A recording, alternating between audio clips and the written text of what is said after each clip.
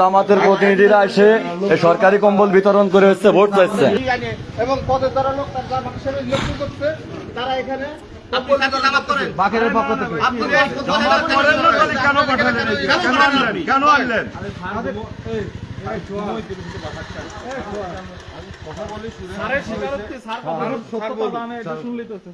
আপনি বলেন স্যার বলুন হচ্ছে হচ্ছে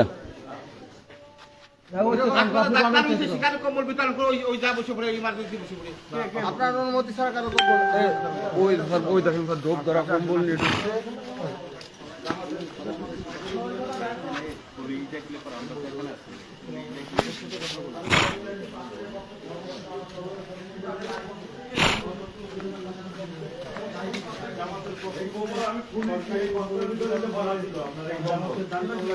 এই যে সরকারি কম্বল,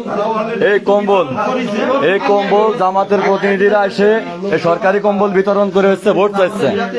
এটা আসলে কি নির্বাচনী আচরণ বিধির মধ্যে পড়ে আসলে, নাকি প্রশাসন সহযোগিতা করতে সরকারি কম্বল জামাতরে দিয়ে এই নির্বাচনী প্রচারণা করার জন্য? আমি তো ছিলাম না না, আপনি ছিলেন না, ঘুমাইছিলাম। আমি সেটা বলছি, আপনাকে ব্যবহার করতে